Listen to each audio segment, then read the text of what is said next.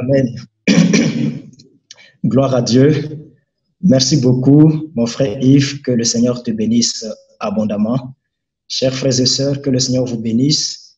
Nous rendons grâce au Seigneur, à son esprit qui nous assure une bonne communion spirituelle et une bonne connexion aussi Internet. Merci beaucoup au multimédia qui fait un boulot formidable. Et merci à l'équipe d'intercession qui nous soutient dans la prière. Ce matin, le Seigneur m'a donné un message d'encouragement que je viens partager avec le peuple de Dieu. Et le thème de mon message, c'est le moment de prendre position. C'est le moment de prendre position. Et mon message est composé de deux grandes parties. Dans la première partie, nous allons essayer en tant que chrétiens de faire une lecture des événements que le monde vit actuellement et qui se vit aussi, qui se répercute aussi sur nous en tant qu'Église. Donc, à savoir quelle lecture ou quelle analyse nous pouvons faire de cette crise pandémique actuelle et voilà, la crise du coronavirus. La deuxième partie, nous allons parler de prendre position. Et dans cette partie-là, on aura 4 points à développer. Prendre position pour notre foi personnelle, prendre position pour notre famille, prendre position pour l'Église et prendre position pour le monde. Donc, voilà le contenu de notre partage de ce matin. Tout d'abord, que pouvons-nous dire de la crise actuelle? Est-ce que c'est un châtiment de Dieu? C'est la main de Dieu qui est à l'œuvre, peut-être pour punir les péchés et les abominations des hommes? Ou bien peut-être ce sont les œuvres du diable et la manifestation des puissances des ténèbres qui sont là derrière. Certains d'entre nous croient le savoir, d'autres se posent encore la question. Quant à moi, je ne le sais, mais Dieu le sait.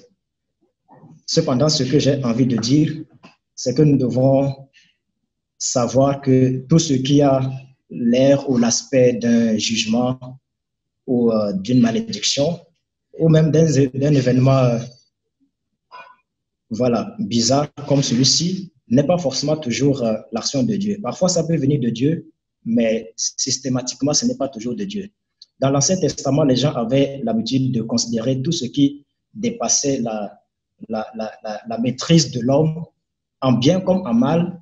Les gens avaient l'habitude de considérer cela comme venant de Dieu. Quand vous lisez dans 2 Samuel, par exemple, chapitre 24, David avait fait le dénombrement du peuple et Dieu n'était pas d'accord avec cette action. Et quand vous lisez au verset 1, on dit que la colère de l'Éternel s'enflamma de nouveau contre Israël et il excita David contre eux en disant « Va, fais le dénombrement d'Israël et de Juda ». Ce qui est bizarre, c'est qu'on a l'impression que Dieu qui dit à David d'aller faire le dénombrement, et dès que David finit le dénombrement, le même Dieu se met en colère contre lui et vient lui proposer des châtiments. Or, quand vous voyez dans la même référence dans Chronique 1 Chronique 21, la Bible nous montre qu'en fait, c'était une inspiration qui vient de Satan. Deuxième exemple, le cas de Saül. Lorsque Saül avait désobéi à Dieu et que finalement Dieu l'a rejeté, Dieu a dû lui retirer son esprit. Alors, il y avait un mauvais esprit qui venait agiter Saül. Et Saül et ses serviteurs disaient, 1 Samuel chapitre 16, verset 14, on dit « L'esprit de l'Éternel se retira de Saül, qui fut agité par un mauvais esprit venant de l'Éternel. » Et au chapitre 18, verset 10, on dit « Le lendemain, le mauvais esprit de Dieu saisit Saül. » En fait, on a l'impression que le mauvais esprit vient directement de Dieu, alors que Dieu n'a pas un mauvais esprit. Ça, c'est ce que les gens avaient l'habitude de considérer dans l'Ancien Testament. Mais la Bible nous donne une lecture plus éclairée des choses aujourd'hui. La deuxième chose que je voulais dire à ce sujet, c'est que même si le diable peut avoir la capacité de déclencher des événements destructeurs ou nuisibles, cela ne veut pas dire forcément que son pouvoir pourra tenir à toi, à moi, à nous qui sommes le peuple de Dieu, parce que Dieu fixe toujours des limites à ce que le diable a le droit de faire et ce qu'il n'a pas le droit de faire. Quand vous voyez par exemple l'exemple de Job, Dieu avait permis à Satan de frapper la vie de Job, mais Dieu a bien fixé les limites que le diable ne pouvait pas franchir. Il lui a dit, tu peux toucher à ces biens, tu peux toucher à ceci et à cela, mais je t'interdis de toucher à sa vie. Et Satan n'a pas pu toucher à la vie de Job, même s'il l'avait infligé d'une maladie terrible, mais parce que Dieu avait fixé une limite. Donc, même si Satan a la possibilité d'engager des actions ténébreuses, mais notre Dieu est celui qui reste au contrôle et qui ne permettra jamais que l'ennemi ait la possibilité de tenir. Par conséquent, la question de savoir si les événements actuels sont un châtiment de Dieu pour l'humanité, ainsi de suite, ou une manœuvre des ténèbres, c'est une question bonne et légitime.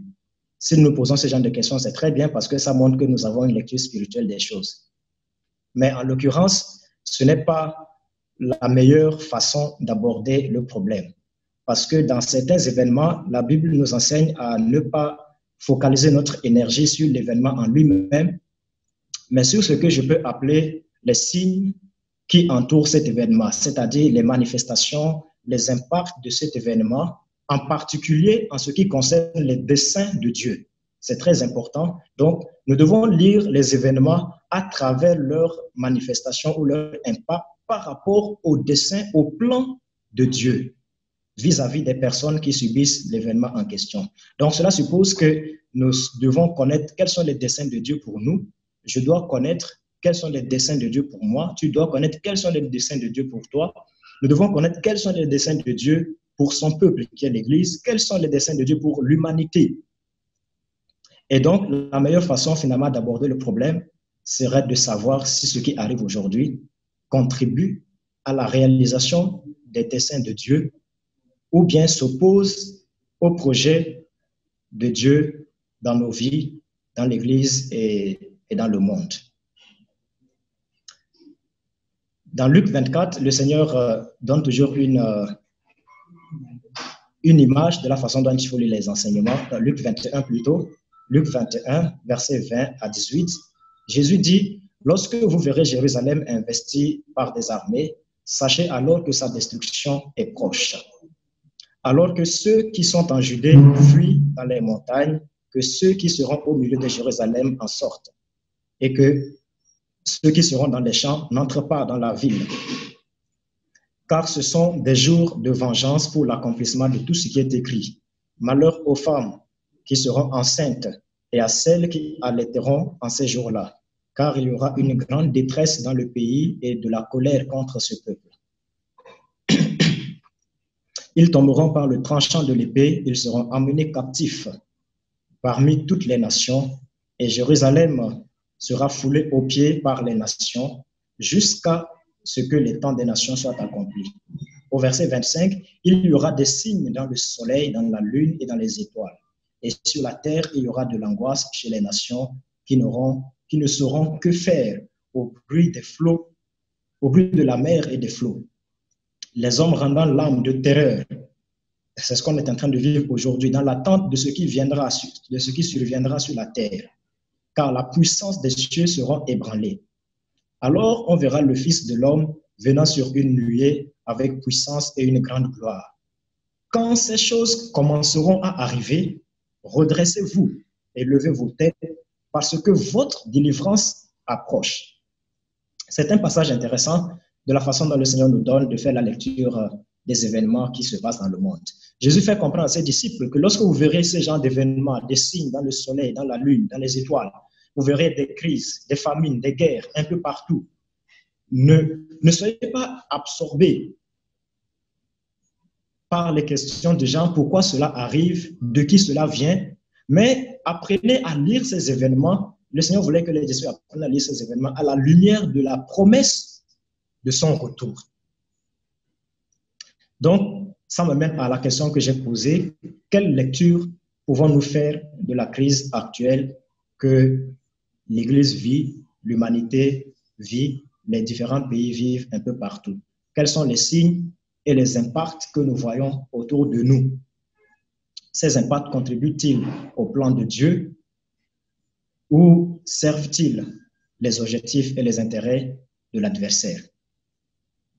Et c'est vraiment la réponse, la bonne réponse, j'allais dire, à ces questions qui nous permettra de savoir de quel côté prendre position,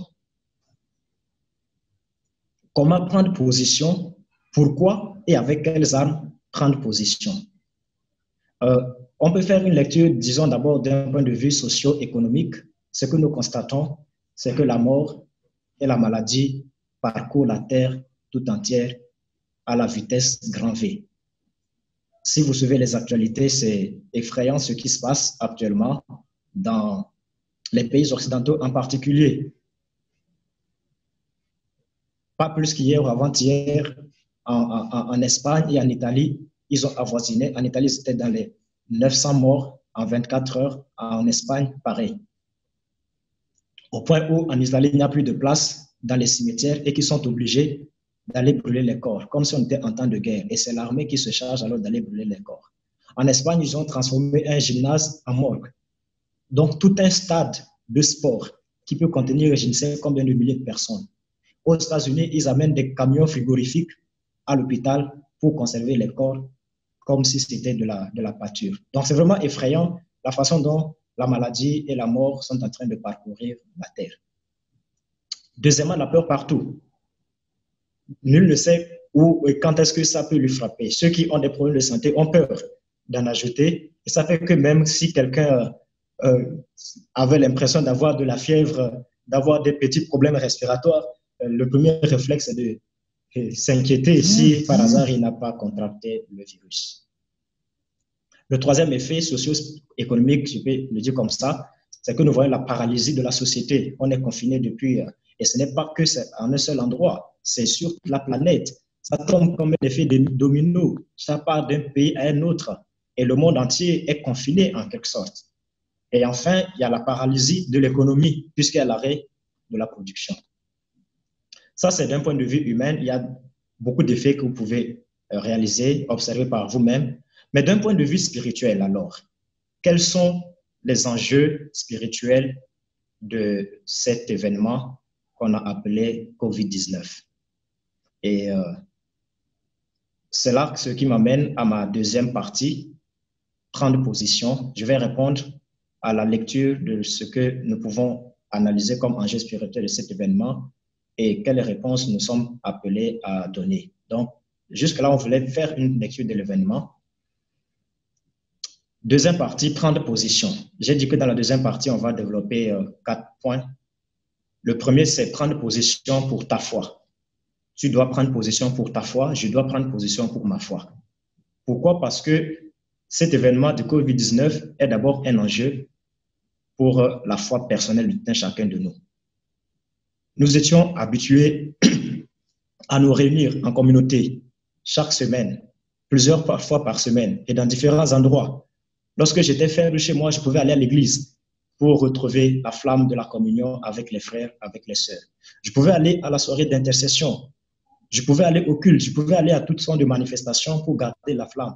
Mais là, du coup, il n'y a plus cette chaleur de la communion fraternelle. En fait, c'est comme si nous formions des bois qui étaient en train de produire un feu.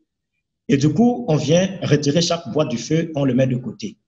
Et là, c'est une épreuve très grave. Parce que lorsque le bois est tiré du feu et mis de côté, la logique veut qu'avec le temps, ce bois qui est mis seul ne va pas conserver son feu. Et donc, la question est de savoir jusqu'à quand notre bois va-t-il pouvoir garder son feu? Jusqu'à quand mon bois, jusqu'à quand ton bois va-t-il pouvoir garder ton feu?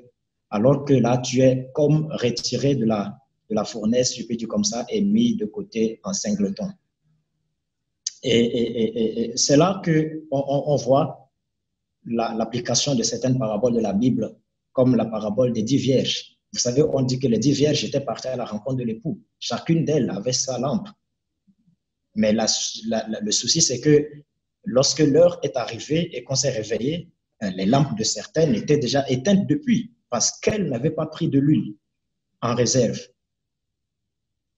Donc, la question c'est qui sont ceux qui vont alors dans cette épreuve, dans ces conditions, garder leur lampe toujours allumée. Premièrement, c'est d'abord ceux qui ont de vraies lampes et non pas des lampes factices.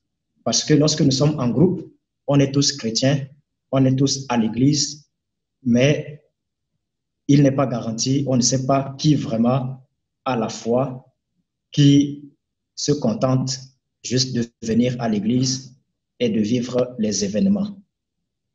Voyez-vous, et avoir une lampe factice, c'est ne pas avoir pris conscience des enjeux de la vie chrétienne. On peut peut-être faire partie d'une famille chrétienne où nous avons l'habitude de venir avec les autres. On peut peut-être avoir seulement juste gardé cette habitude de venir à l'église. Nous ne prenons pas le temps de réaliser quel est l'impact de ma vie chrétienne sur ma propre foi. Mais là, nous sommes obligés de revoir réellement les fondements de notre foi. Et donc, comme je disais, c'est vraiment ceux qui ont de vraies lampes, qui ont une foi sincère, sincèrement ancrée en Christ, qui vont pouvoir résister. L'important, ce n'est pas d'avoir une foi terrible, grande, à déplacer les montagnes. Si tu l'as, gloire à Dieu. Mais quoi qu'il en soit, le Seigneur a dit, même si votre foi est petite comme une graine de sénévé, pourvu que ce soit de la foi réelle. J'étais en train de donner l'exemple de Timothée comme un exemple de foi. Et Timothée, c'était un jeune homme qui était timide. Il était connu pour sa timidité, quelqu'un qui a un caractère fragile. Et quand l'apôtre Paul lui écrit dans 1 Timothée chapitre 4, il lui dit, ce n'est pas un esprit de timidité que Dieu nous a donné. Il lui dit que personne ne méprise ta jeunesse. Et dans ce deuxième chapitre, Paul lui dit que je me souviens de tes larmes. Je me souviens de toi et je me rappelle tes larmes. Or, Paul a collaboré avec Timothée uniquement, sinon essentiellement dans le ministère. Donc, cela sous-entend que parfois les réalités du ministère pouvaient arriver à dépasser Timothée. Je vais rabaisser plus terre à terre. Parfois, les défis de la vie chrétienne, les défis de l'Église pouvaient dépasser Timothée. Parfois, il subissait des chocs.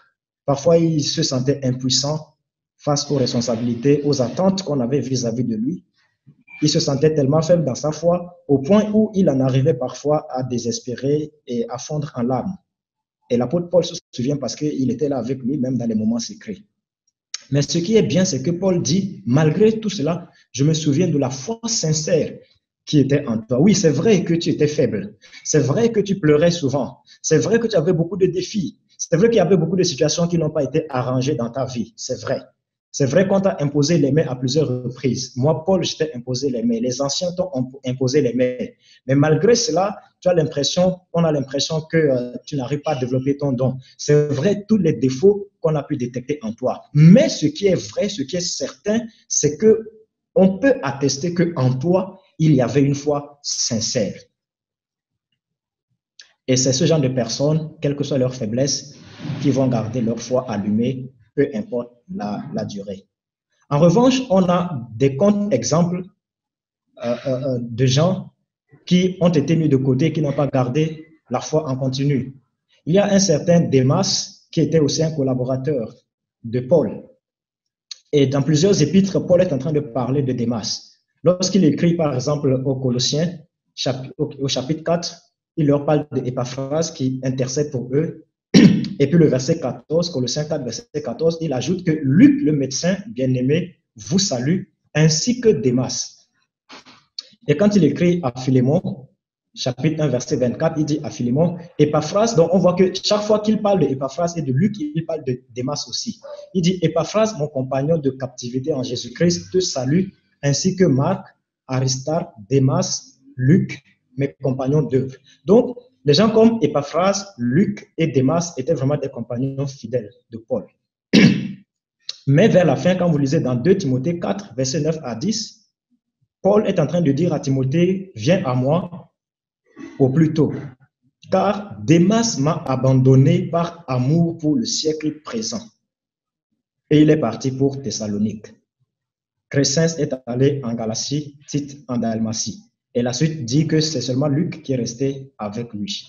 Donc, il y a d'un côté Timothée, un exemple de foi, malgré ses faiblesses et ses défauts, mais une foi qui demeure parce qu'elle était réelle, véritable, sincère.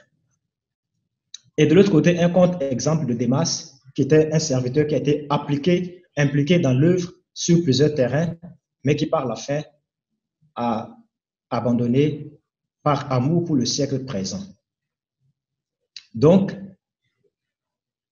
ce que nous vivons actuellement, c'est une occasion pour chacun de nous de redonner, sinon de donner des bases réelles à sa foi, de donner réellement sa vie à Jésus. Vous savez, parfois à l'église, on peut prêcher, reprêcher, nous dire, arrangez vos vies, ne vivez pas dans le péché, donnez-vous à Christ, ainsi de suite. Mais parfois, toutes ces paroles ne parlent pas suffisamment comme des événements comme cela. En fait, les événements comme celui-ci parlent encore plus que plusieurs dizaines de prédications que nous avons eues à l'église. C'est dans ce contexte que nous pouvons choisir si réellement nous voulons suivre le Christ ou si nous étions là juste pour la façade. Je passe à mon deuxième point, prendre position pour ta famille. Alors, les enjeux, ce ne sont pas seulement des enjeux pour la foi personnelle, mais c'est aussi des enjeux pour la famille. Et en particulier pour nous qui sommes des familles chrétiennes. C'est une grâce d'être dans une famille chrétienne ou d'avoir une famille chrétienne. Mais voilà que nous sommes souvent habitués à vivre la vie chrétienne de famille seulement à l'église.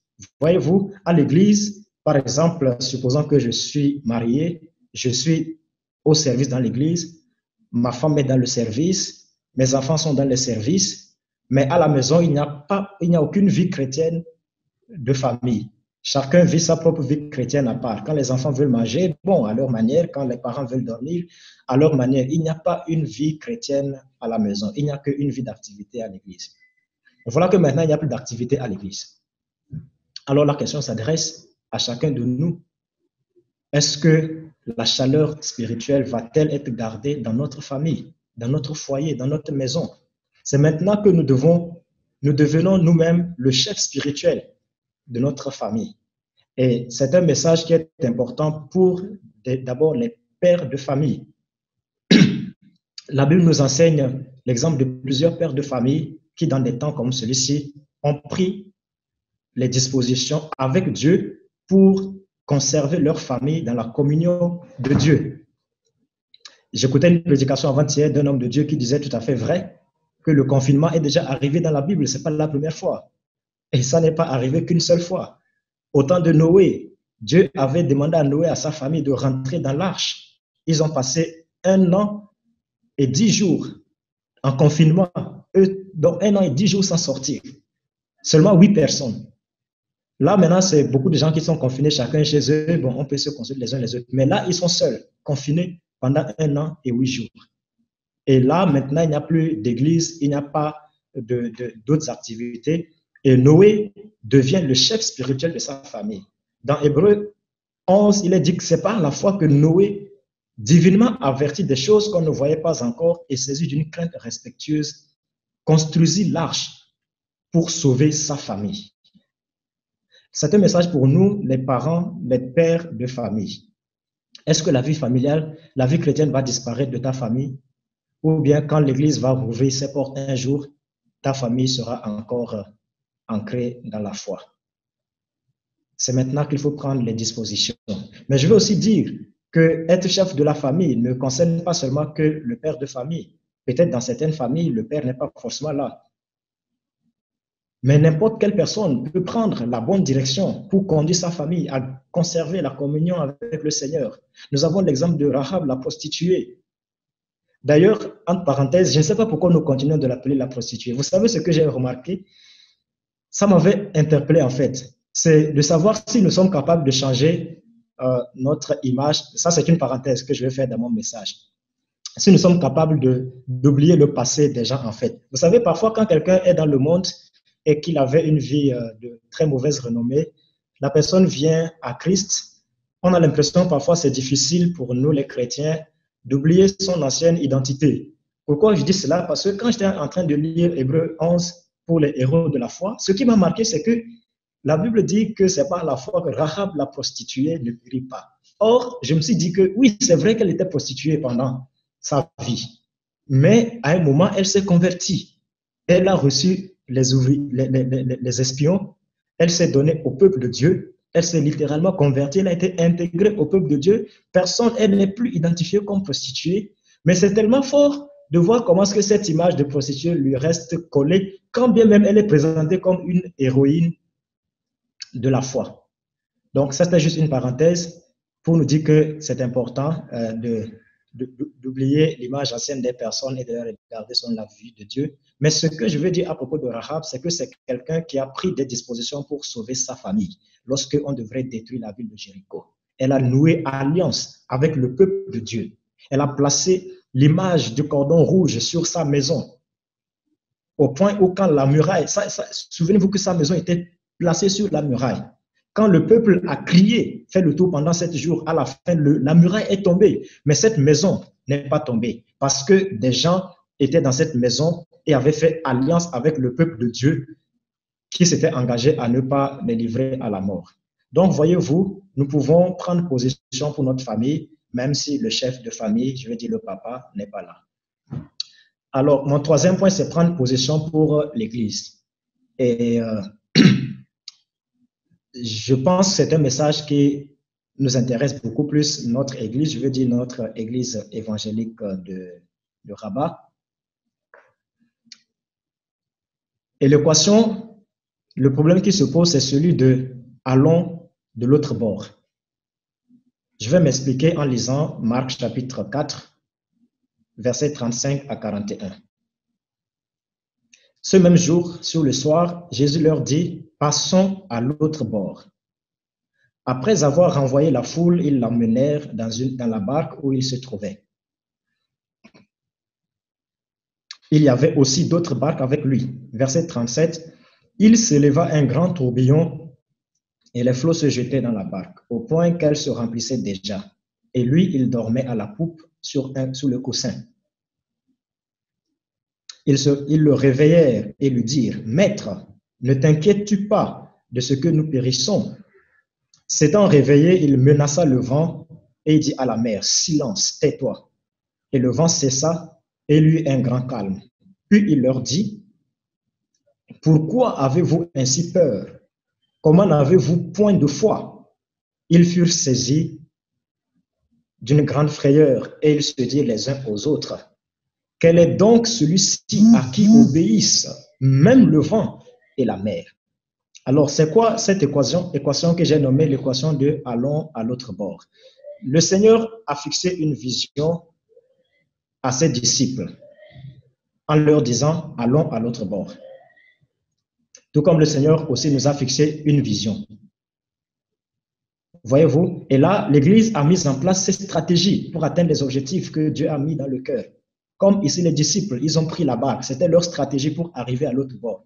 Mais ce qui est bien, c'est qu'ils avaient bien pris le soin d'amener Jésus dans leur barque. Ils auraient pu mettre Jésus dans une autre barque et aussi prendre une autre barque puisqu'il y avait plusieurs barques. Le but, c'était que l'essentiel, c'était que chacun arrive à l'autre bord. Mais ils ont pris le soin. Donc, nous devons bien nous assurer d'avoir bien embarqué Jésus avec nous. Et cela est valable non seulement pour les objectifs individuels, mais aussi pour les objectifs collectifs. Alors, qu'est-ce qui va se passer? Au milieu du parcours, au beau milieu du parcours, il va se lever une tempête. Comme dans notre cas ici, pour eux, c'était une tempête. Pour nous, on peut dire que c'est une tempête de virus. Je pense que vous comprenez ce que je veux dire par là.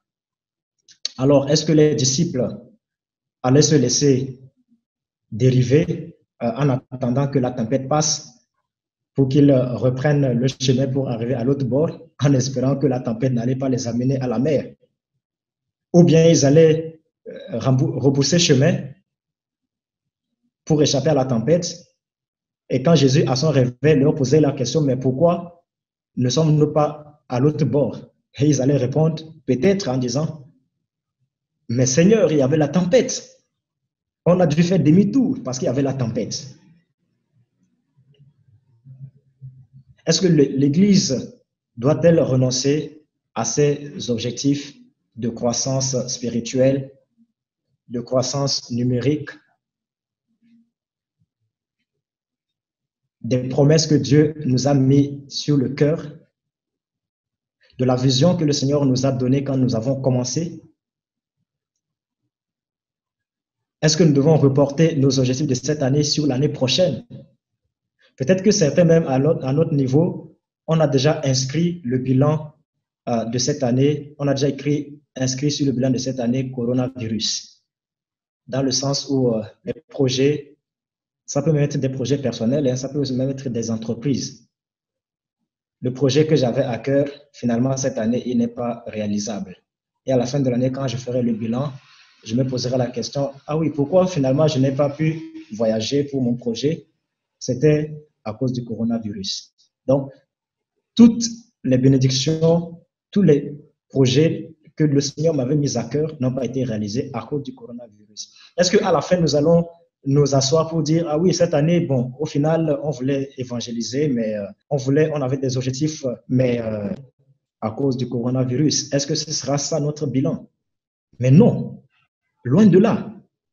Nous devons savoir, l'Église doit savoir qu'elle a avec lui celui à qui obéissent même le vent et la mer. Comme pouvaient dire les disciples, quel est celui-ci à qui obéissent même le vent et la mer? Nous devons savoir que nous avons avec nous dans la barque celui à qui obéissent même le vent et la mer. Et donc, notre travail, c'est de réveiller celui qui sait calmer le vent et la mer. Je disais que nous devons comprendre le langage du Seigneur quand le Seigneur nous a avertis que pourquoi notre Église doit être en prière. Et Dieu sait vraiment nous parler et c'est un avantage pour nous d'apprendre à prendre au sérieux les avertissements du Seigneur parce que Dieu dit veillez et priez afin que quand la tentation arrivera, vous ayez la force de surmonter. Voyez-vous, quand Jésus se lève, il pose la question à ses disciples, où est votre foi? Où est votre foi? Et de quelle foi parlait-il ici pour ce qui nous concerne? C'est de la foi qui nous fait reconnaître que tout ce que nous lions sur la terre sera lié dans le ciel et que tout ce que nous délions sur la terre sera délié dans le ciel. La Bible dit dans Hébreux 11, verset 3, en définissant la foi, elle dit, c'est par la foi que nous reconnaissons que le monde entier a été formé par la parole de Dieu. C'est-à-dire quoi? Nous avons vu le monde entier qui est là, devant nos yeux. Et nous voyons Dieu qui nous dit que tout cela a été fait par sa parole. Et par la foi, nous avons cru. C'est de la même manière que la foi dont le Seigneur attend que nous puissions manifester pour prendre position en tant qu'Église, c'est de pouvoir reconnaître que le pouvoir que le Seigneur dit qu'il nous a donné est réel, est véridique, est certain. Donc, c'est de cette foi par laquelle nous reconnaissons que tout pouvoir a été donné au Seigneur dans le ciel et sur la terre. Sur tous les événements qui se vivent, aussi bien dans le ciel que sur la terre, même si ces événements viennent de Dieu ou qu'elles ne viennent pas de Dieu. C'est cette foi par laquelle nous pouvons reconnaître, qui nous fait reconnaître que le Seigneur nous a donné le pouvoir de marcher sur les serpents, sur les scorpions et sur toute la puissance du malin sans que rien ne puisse nous nuire. Bref, c'est cette foi qui nous invite à sortir du tout naturel et à apprendre à opérer dans le surnaturel au nom de Jésus. Parce que c'est ce que le Seigneur a donné à son Église. C'est le mode de fonctionnement que le Seigneur a donné à son Église. C'est cette foi qui nous amène, qui nous invite à accepter la réalité, la véracité du surnaturel. Pas parce qu'on veut gonfler des mots en parlant du surnaturel, c'est spectaculaire. Non, c'est pas ça l'objectif. C'est juste qu'en tant qu'Église de Dieu, nous puissions comprendre que Église, tu as une identité spirituelle et tes enjeux, ta capacité à impacter les réalités dépendent de ton action spirituelle. Et si nous restons dans le tout naturel, nous n'allons pas opérer réellement dans la dimension avec l'impact que le Seigneur attend de nous. Donc, la foi dont le Seigneur, pour laquelle le Seigneur pose la question à ses disciples et qui est aussi adressée à cette Église, à notre Église, à l'Église en général, c'est cette foi qui invite l'Église à sortir du tout naturel et à apprendre à adhérer, à entrer ou bien à opérer dans le surnaturel de Dieu. Alors, mon quatrième point, prendre position pour le monde. Ce sera le dernier. Prendre position pour le monde. Vous savez, actuellement, les autorités des nations font leur part, prennent toutes les mesures pour sauver, protéger les populations. Des mesures d'urgence sanitaire, des mesures de relancement, de relance économique, le confinement pour éviter la propagation de la pandémie, la gestion de la crise, même si c'est catastrophique, personne n'arrive à maîtriser encore jusqu'à présent. Mais au moins, les nations sont en train de se battre parce que c'est leur façon de lutter contre les choses qui les dépassent. Voyez-vous? Mais maintenant, nous, en tant qu'Église de Dieu, en tant qu'enfants de Dieu, la question c'est quelle est notre part? Quelle est notre part? Nous connaissons les solutions de Dieu dans de pareilles situations. Nous connaissons les enjeux spirituels derrière de pareilles situations. Peut-être que c'est toujours difficile pour nous de le réaliser, même si on n'a pas toujours, quand on nous dit par exemple qu'il y a 1000 personnes qui sont mortes dans un coin de la terre, c'est vrai qu'on peut compatir en tant qu'homme, mais forcément on ne le ressent pas au fond. Mais quand nous lisons les événements vis-à-vis par rapport au projet, au dessein de Dieu, on se pose la question, est-ce que ces choses qui arrivent contribuent-elles à l'accomplissement des desseins, des projets, des plans de Dieu, ou ces choses qui arrivent sont contraires au dessein de Dieu?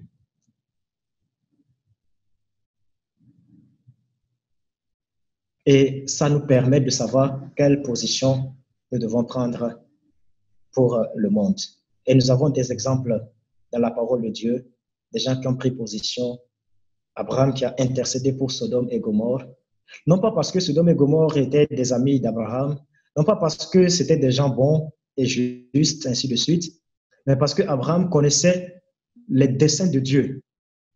Et quand il compare ce qui est en train de vouloir arriver à ce peuple, même si c'est un châtiment qui vient de Dieu, mais c'est que la volonté parfaite de Dieu, le dessein premier, comme nous avons dit au commencement, le désir réel de Dieu, ce n'était pas ce qui doit arriver. Par conséquent, il prend position.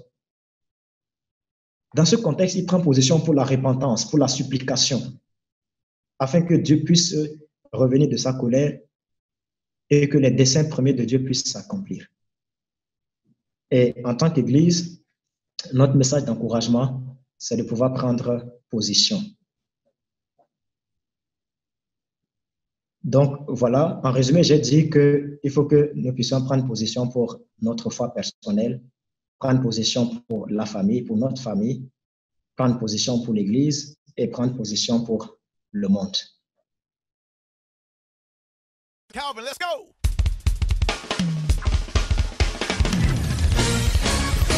Woo! Yeah! This song right here, we coming out